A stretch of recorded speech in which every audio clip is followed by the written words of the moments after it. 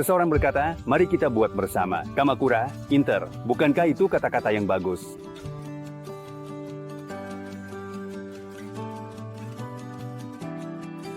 Bukan hanya saya, bukan hanya kamu. Kita semua bersama-sama membangun Kamakura, Inter. Saya ingin mewujudkan ini. Saya adalah perwakilan dari Kamakura International FC, Kamakura Inter. Nama saya Yoru Kentaro. Pada tahun 2018, saya memulai klub ini. Saya mengelola klub sepak bola yang benar-benar dimulai dari satu orang. Saat ini, pada tahun 2024, saya mengelola klub yang sudah memasuki tahun ke-7. Setelah lulus dari universitas, saya bekerja di perusahaan konsultan, kemudian tinggal di Cina. Setelah itu, saya melakukan perjalanan keliling dunia dan sekarang saya tinggal di Singapura. Saya mengelola bisnis transportasi dan juga bekerja di perusahaan pelatihan pengembangan sumber daya manusia, serta menjadi pemilik klub sepak bola ini.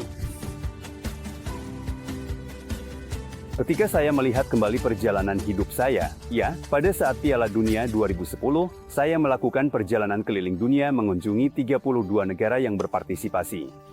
Nah, saat itu saya sangat merasakan bahwa dengan membawa bola sepak dan ransel keliling dunia, saya bisa membuat banyak teman dan jaringan yang luar biasa. Sepak bola memiliki nilai lebih dari sekadar olahraga menendang bola. Saya merasa bahwa sepak bola memiliki nilai yang lebih dari sekadar sepak bola. Ini sangat menghubungkan negara dengan negara. Saya menyadari bahwa ini memiliki nilai, dan jika saya menggunakan sepak bola ini untuk menghubungkan seluruh dunia, bukankah saya bisa melakukan sesuatu yang lebih menarik? Itulah asal mula Kamakura Inter saat ini. Dalam hidup saya, ketika saya berusia 18 tahun, saya pertama kali bisa pergi ke Perancis untuk melihat Piala Dunia secara langsung. Ketika tim nasional Jepang pertama kali melangkah ke panggung dunia, saya sendiri berusia 18 tahun.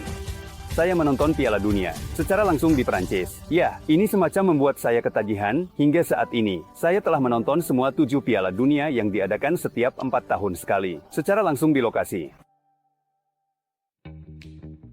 Pada Januari 2018, klub dimulai dengan 1 pemain. Sekarang kalau dipikir-pikir, saya merasa mungkin ada cara yang lebih baik untuk memulainya, tapi ya, benar-benar dimulai dengan 1 pemain. Kami memulai dari lapangan futsal dalam ruangan yang kecil, di mana tendangan besar bisa mengenai langit-langit. Pada awalnya, mengumpulkan 11 pemain saja sangat sulit.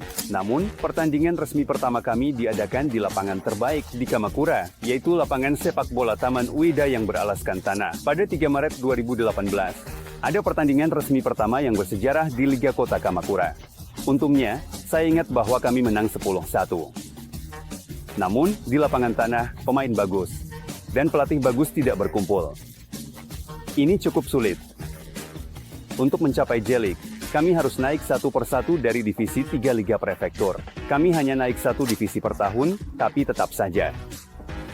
Secara keseluruhan, kami harus naik satu persatu dari Liga Divisi 3 Prefektur Kanagawa yang merupakan liga tingkat rendah. Untuk itu, kami mengikuti pertandingan di Liga Prefektur, berlatih di lapangan rumput sintetis di kota Yokohama, dan bertanding di sana untuk naik peringkat. Namun, apa yang membuat kami disebut Kamakura Inter? Kamakura International, tetapi klub yang berlatih di kota Yokohama. Sejujurnya pada saat itu, kami merasa sedikit minder. Setelah itu, untuk mengatasinya, tim Divisi 3 Prefektur melakukan tur luar negeri. Saya tinggal di mana? Semua orang datang ke Singapura, dan tim Divisi 3 Prefektur ini melakukan tur luar negeri, tur Singapura, dan bertanding dengan klub di bawah program lokal di Singapura, serta klub di Johor Bahru, Malaysia. Kemudian, berita itu dimuat di Yahoo News, dan menyebar ke berbagai tempat. Klub yang dimulai dari 1 orang itu akan melakukan tur luar negeri, dan mungkin aku juga akan terlibat dalam lingkaran itu. Dengan pemikiran seperti itu, semakin banyak pemain yang berkumpul. Jika Anda melihat foto ini, Anda akan melihat bahwa dibandingkan dengan awal, tim ini sekarang terlihat lebih seperti tim sepak bola. Mungkin jika kami bermain melawan tim ini sekarang, kami akan menang dengan skor besar seperti 10-0 atau 5-0. Namun, pada saat itu, kami bermain dengan serius dan memenangkan setiap pertandingan satu persatu, yang merupakan hal yang beruntung bagi kami. Final, sebenarnya ada 100 tim di Divisi 3 Prefektur Kanagawa. Hanya 400 atau 4 tim yang bisa naik ke Divisi 2 Kanagawa pada tahun pertama 2018.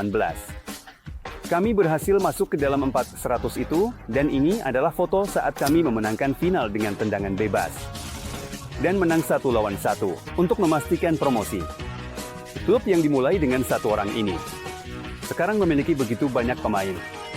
Ini adalah akhir dari tahun pertama bagi teman-teman dan staf kami. Ya, inilah hasilnya. Kami berhasil naik ke divisi 2 prefektur, tetapi dari sini, serangkaian kesulitan dimulai. Kami menghadapi krisis yang hampir membuat kami terdegradasi ke divisi 3 prefektur, dan ketika kami berpikir telah mengatasinya, COVID-19 datang dan kami tidak bisa mengadakan pertandingan. Bagaimana staf akan menjalani hidup mereka? Ya, begitulah. Kami terjebak di divisi 2 prefektur selama bertahun-tahun, dan perubahan baru datang pada tahun 2022. Pada akhir tahun, ketika Piala Dunia di Qatar diadakan, ya, kami terjebak dalam pusaran udara dingin. Kami mengalahkan tim rival dari Fujisawa dengan skor 2-1. Kami berhasil promosi ke divisi 1 prefektur Kanagawa pada akhir tahun 2022. Sama seperti Samurai Biru, kami juga berhasil meraih kemenangan dengan skor 2-1. Dan ya, sekarang kami adalah tim yang bertanding di divisi pertama prefektur, dengan tim utama, tim kedua, dan tim ketiga. Dalam 3 kategori ini, anggota muda berjuang untuk mencapai tingkat yang lebih tinggi.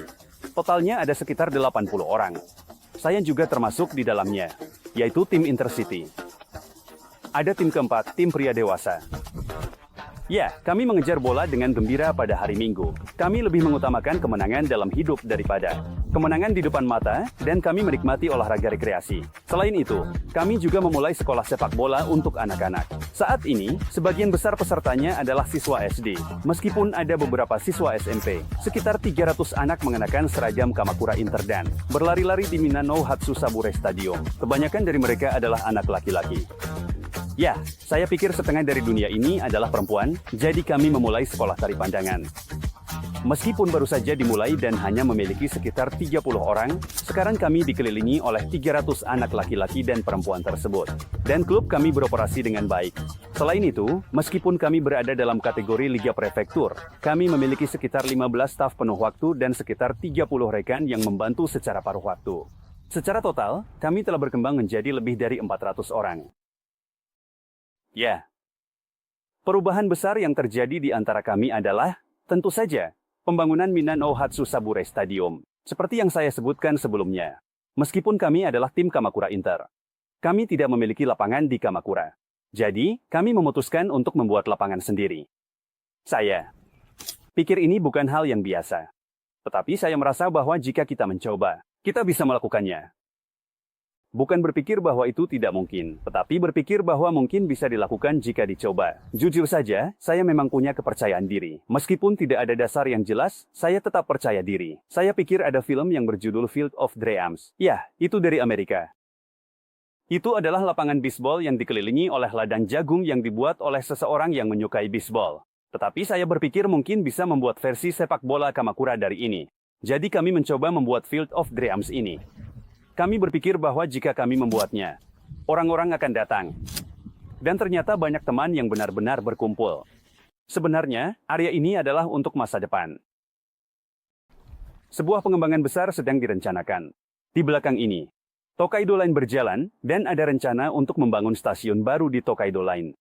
Pada tahun 2032, stasiun baru junior akan dibangun di antara Ofuna dan Fujisawa. Sejalan dengan itu, akan ada pengembangan lahan seluas 30 hingga 40 hektar yang melintasi kota Kamakura dan kota Fujisawa. Tanah seluas sekitar 10 kali ukuran Tokyo Dome akan segera dikembangkan. Mungkin saja, di sana akan dibangun stadion yang bisa digunakan untuk J-League. Atau mungkin kita bisa membangunnya. Ya, sejujurnya ini masih merupakan impian. Tapi, saya ingin memberikan kontribusi. Atau setidaknya melakukan sesuatu yang bisa saya lakukan sekarang. Yaitu memanfaatkan sementara waktu.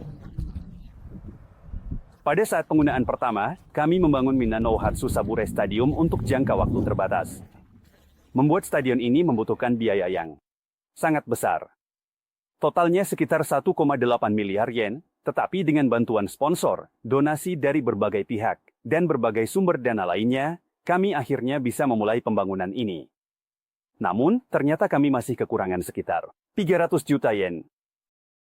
Oleh karena itu, kami memutuskan untuk melakukan crowdfunding. Namun, saya berpikir bahwa jika kami melakukan crowdfunding secara biasa, itu akan sulit. Tapi kemudian, saya mendapatkan ide.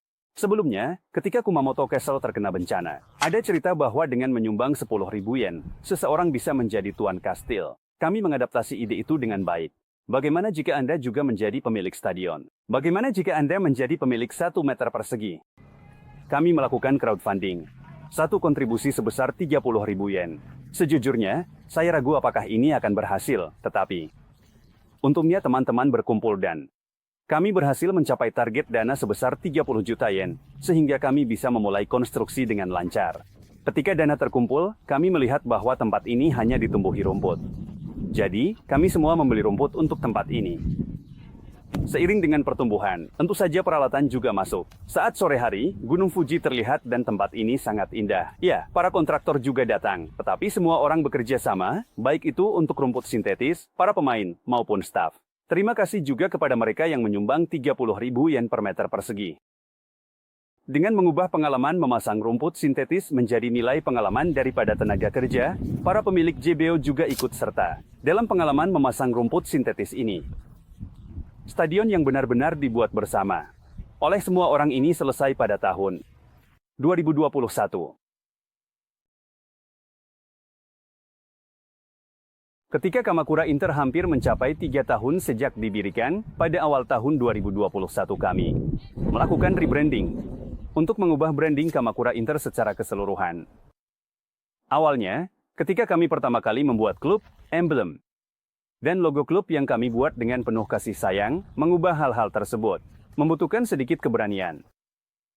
Namun, pada saat ini, seorang pria bernama Kazuma Kawachi bergabung dengan klub. Saya merasa klub ini bisa menjadi lebih baik lagi, jadi saya memutuskan untuk mempercayakan rebranding kepada dia. Jujur saja, ada sedikit rasa sedih karena merek ini akan berubah. Tapi tetap saja. Begitulah. Dibandingkan dengan apa yang dibuat oleh pria berusia 40-an. Para pemuda yang saat itu berusia 20-an. Terus menciptakan hal-hal baru dengan kepekaan yang segar. Dan saya merasa sangat berharap untuk masa depan. Kami juga sepenuhnya memperbarui seragam ini dengan menjadikannya merek internal. Kami membuatnya dengan gaya yang sangat modis. Saya pikir penjualannya cukup baik. Selain itu, kami juga mengembangkan berbagai macam barang. Yohei Naito, yang sebelumnya bermain di Liga J dan sekarang bermain sebagai nomor 10 di Kamakura Inter, bertanggung jawab atas barang-barang kami. Dari perencanaan produk hingga manajemen stok dan penjualan. Sambil tetap menjadi pemain sepak bola aktif. Dia juga benar-benar bekerja untuk kami. Jadi, pada bulan Oktober 2021, akhirnya, stadion tablet pertama kami selesai dibangun dan benar-benar banyak orang berkumpul di sana. Ketika kami mengadakan pertandingan sepak bola, ratusan orang datang untuk mendukung kami. Di sana ada gambaran indah tentang sepak bola yang kami bayangkan sejak awal. Namun, satu kejutan lagi adalah bahwa orang-orang yang berkumpul di sini bukan hanya untuk sepak bola. Anak-anak taman kanak-kanak yang berjalan di kota, anak-anak. Kakek nenek yang sudah lanjut usia, orang-orang seperti itu datang mencari rumput hijau ini. Saya merasa bahwa lukisan ini sebenarnya memiliki nilai yang sangat besar. Tentu saja, sepak bola dan olahraga itu penting, tetapi saya merasa bangga bisa membentuk komunitas orang-orang seperti ini. Kami mengadakan turnamen yang disebut Hatosuta Cup, di mana kami mengundang tim anak-anak yang memiliki semangat yang sama dengan kami. Kami juga mengadakan festival musim panas. Anda bisa menganggapnya seperti acara tarian Bon Odori, di mana sekitar 5.000 orang datang dalam setengah hari, mulai dari anak-anak hingga kakek nenek. Ini menjadi acara untuk menikmati malam musim panas. Kami juga mengadakan festival Bir Oktoberfest. Lebih dari 30.000 orang berkumpul dalam 2 hari. Hubungan internasional juga mulai terbentuk. Kami mengundang anak-anak orang Vietnam ke lapangan ini. Dari luar negeri. Dan ada banyak orang asing di Jepang. Ada orang Myanmar. Orang Irlandia. Dan lainnya. Melalui pertandingan persahabatan dengan orang-orang seperti ini, tidak hanya tercipta interaksi, tetapi sebenarnya di sebelah kota Yokosuka ada kamp militer Amerika, dan kami mulai berinteraksi dengan kamp militer Amerika tersebut. Mereka sangat senang, dan kali ini anak-anak dan orang dewasa Amerika datang ke lapangan kandang kami, di mana kami melakukan pertukaran internasional antara anak-anak dan orang dewasa, serta mengadakan barbecue. Gambar-gambar seperti itu mulai muncul. Kami juga membuat dana yang disebut dana masa depan anak. Di sini, kami menerima dukungan dari semua orang dalam berbagai bentuk. Ya, kami menggunakan uang tersebut untuk mengadakan pertandingan dana masa depan anak, di mana kami juga mengelola turnamen untuk anak-anak. Banyak orang yang menjadi bahagia dan tersenyum di stadion ini. Sebagai klub secara keseluruhan, bukan hanya tentang menang atau kalah dalam sepak bola. Kami percaya bahwa upaya yang kami lakukan sebenarnya memiliki nilai tersendiri. Itulah yang kami lakukan. Tidak hanya koneksi antar manusia, tetapi juga koneksi di dunia internet online telah terbentuk. Dengan memanfaatkan media sosial SNS, kami terus menyampaikan informasi. Tidak hanya kepada orang-orang di kota Kamakura, tetapi juga bisa dibilang kepada seluruh Jepang dan orang-orang di seluruh dunia. Sekarang, puluhan ribu pengikut dan teman terhubung secara online. Teman-teman kami terus bertambah di dunia nyata dan juga semakin banyak secara online. Saat crowdfunding sebelumnya, kami menggunakan metode baru untuk mengumpulkan teman dan uang. Itu dalam bentuk token klub, yang belakangan ini juga disebut sebagai Web3. Kami mencoba menerbitkan token Kamakura Inter menggunakan aplikasi bernama Financie. Ini adalah seperti saham perusahaan, seperti klub penggemar. Ya, semuanya sedikit berbeda, tetapi kami telah memulai pembuatan komunitas baru yang didukung oleh token. Dengan ini, klub berhasil mengumpulkan dana sekitar 50 juta yen. Dan lebih dari 2.000 penggemar baru berkumpul. Bentuk ini sangat populer saat ini. Dan meskipun jarang terjadi di dunia olahraga Jepang. Dengan melakukan tantangan baru seperti ini, kami tidak hanya bermanfaat bagi diri kami sendiri, tetapi juga berkontribusi pada industri olahraga atau dunia olahraga. Apakah tim lain juga ingin belajar dari kami? Kami juga mendapat penghargaan dari Badan Olahraga yang mengatakan bahwa ini adalah inisiatif baru yang bagus. Dan karena ini tentang membangun komunitas dan kota. Ada permintaan dari pemerintah daerah untuk berbagi pengetahuan kami. Yang sebenarnya telah menjadi pekerjaan konsultasi. Pendapatan dari ini sekarang masuk ke klub. Dan menjadi bagian dari biaya operasional kami. Dunia olahraga yang dikombinasikan dengan Web3 ini memiliki potensi yang sangat besar. Ini adalah wilayah yang bisa dibilang belum ada yang berhasil, tetapi kami berada di garis depan di Jepang. Sebenarnya, kami juga memiliki proyek yang sedang berjalan, bekerja sama dengan perusahaan besar. Saya belum bisa mengungkapkan detailnya, tetapi ada banyak hal yang sedang kami kerjakan. Saya pribadi sangat optimis tentang masa depan, jadi harap nantikan. Upaya semacam itu telah diakui oleh program Toyota dan juga telah menerima penghargaan dari Badan Olahraga. Selain itu, program terkait SDGs dari PBB juga telah memilih kami. Selain itu, meskipun kami adalah tim Liga Prefektur, kami telah mengadakan pertemuan bisnis dengan lebih dari 100 pengusaha perusahaan di Tokyo. Dan sebenarnya tidak hanya di Tokyo, tetapi juga di Singapura. Di Kamakura meskipun kecil, kami mengadakan pertemuan hampir setiap bulan untuk menyampaikan perkembangan terbaru dari Kamakura Inter. Selain itu, di sini, di Fukasawa dan di seberang rel di daerah Muraoka, ada konsorsium perusahaan yang bekerja sama dengan perusahaan besar. Ini disebut Konsorsium Inovasi Kesehatan Implementasi Sosial, yang berhubungan dengan kesehatan dan kesejahteraan di area ini. Mereka telah menciptakan platform kolaborasi swasta untuk mengimplementasikan teknologi dan ide-ide baru bersama dengan kota, dan Kamakura Inter juga berpartisipasi di dalamnya. Kami ingin memberikan kesempatan belajar kepada anak-anak di sekolah sepak bola, selain dari sepak bola itu sendiri, dengan mengunjungi perusahaan-perusahaan sponsor, dan menjalankan program pengalaman kerja. Misalnya, di restoran. Ya, kami mengunjungi produsen yang membuat kemeja dan berbagai perusahaan lainnya. Ini seperti kunjungan studi sosial, untuk memberi anak-anak pengalaman tentang pekerjaan apa yang dilakukan oleh perusahaan yang mendukung Kamakura Inter dan bisnis apa yang mereka jalankan. Kami juga menyediakan program untuk generasi muda, yang disebut Program Tantangan Lintas Batas Asia. Program ini mencakup negara-negara seperti Singapura, Thailand, dan Malaysia, yang merupakan negara berkembang di Asia dengan pertumbuhan pesat. Kami kadang-kadang memberikan bantuan kepada mereka, tetapi mereka juga bisa mengikuti program pengembangan sumber daya manusia global yang saya jalankan untuk perusahaan, yang telah saya revisi sebagian untuk mahasiswa dan olahraga. Program ini memberikan pengalaman yang membuka mata bagi para pemuda, untuk melihat masa depan baru secara global. Saya ingin memperkenalkan seorang pemuda yang berpartisipasi dalam program ini. Dia adalah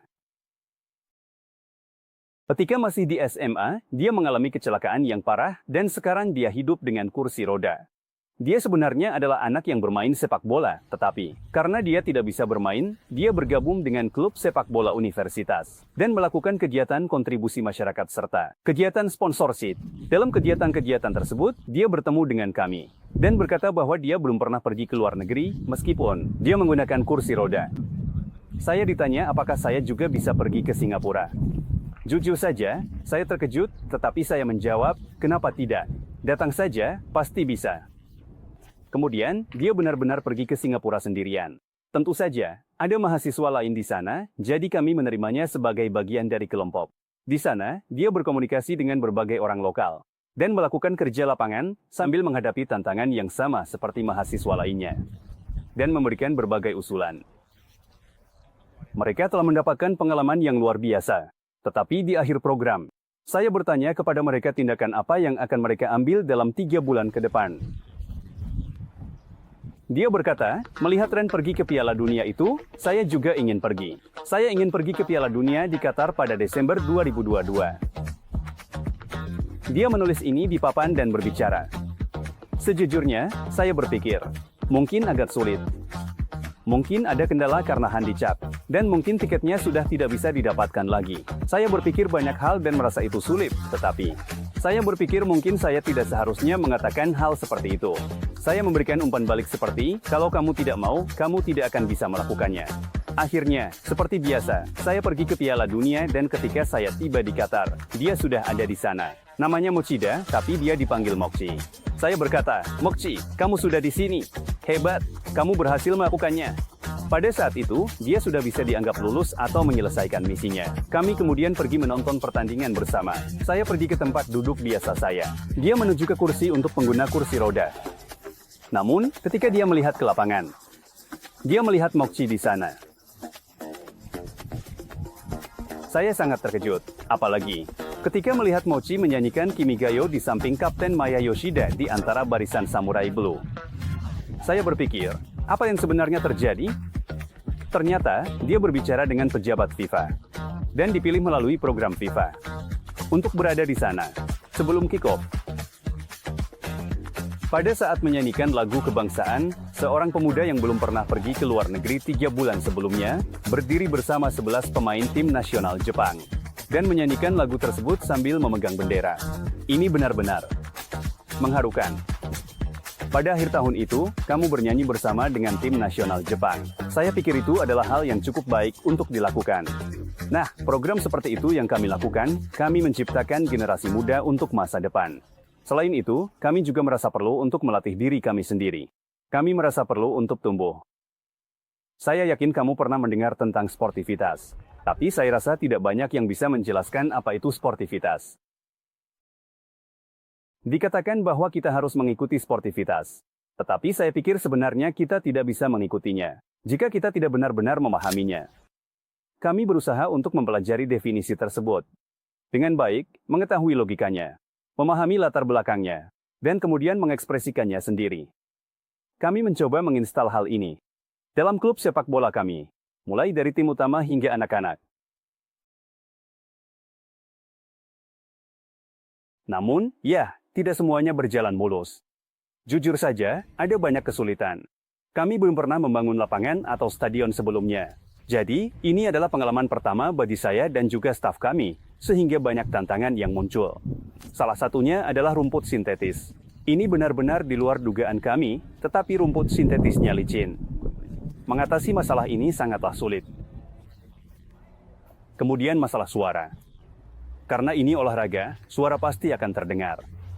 Suara orang yang berbicara di luar jam operasional malam hari bisa terdengar keluar. Kami juga pernah menerima keluhan tentang hal ini. Kami berusaha semaksimal mungkin untuk memperhatikan hal ini, baik pengguna, pemain kami, maupun staf kami. Semuanya berusaha keras untuk mematuhi aturan tersebut agar hal seperti itu tidak terjadi. Kemudian ada masalah pencahayaan. Seringkali, lapangan mengalami masalah dengan cahaya yang bocor keluar, yang dapat mengganggu penduduk sekitar dan berdampak buruk pada hasil pertanian. Namun, di sini kami menggunakan pencahayaan Musco. Kami menggunakan produk dari produsen terkenal di Amerika yang memiliki teknologi pencahayaan olahraga yang terkenal.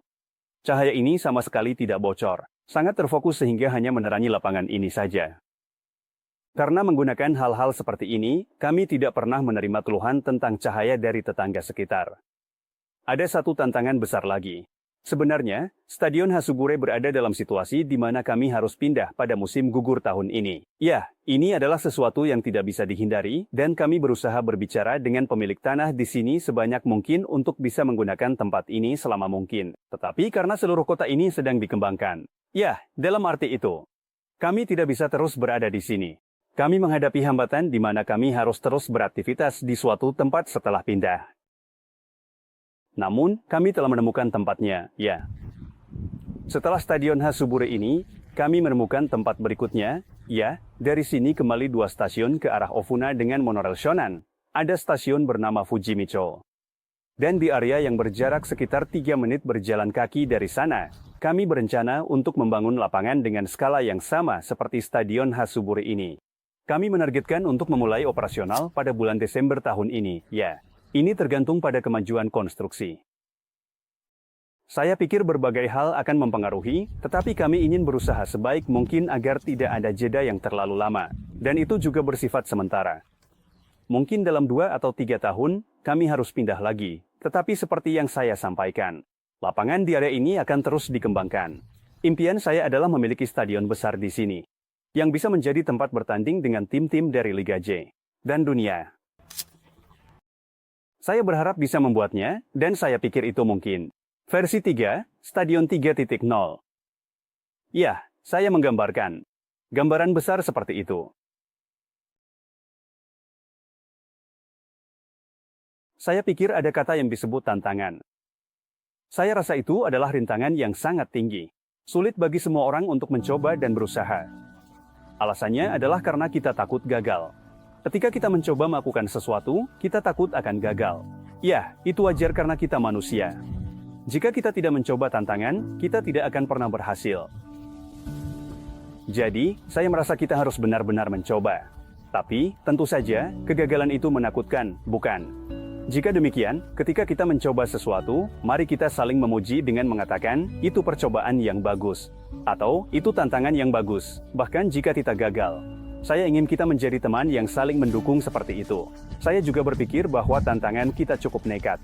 Tapi, bukan berpikir bahwa kita mungkin akan gagal. Saya berpikir untuk berhasil dengan pasti dan memimpin tantangan di depan. Mari kita saling memuji dan menantang bersama. Saya percaya jika kita melakukannya, kesuksesan pasti akan menunggu. Kami ingin menjadi seperti itu dan ingin semua orang mengambil tantangan itu. Kami ingin semua orang berpartisipasi dalam lingkaran tantangan itu. Seseorang pernah berkata, mari kita buat Kamakura Inter bersama-sama. Bukankah itu kata-kata yang bagus? Bukan hanya saya, bukan hanya Anda. Kamakura Inter yang kita buat bersama. Saya ingin mewujudkannya. Mari kita buat Kamakura Inter bersama-sama. Mohon dukungannya terus ke depannya.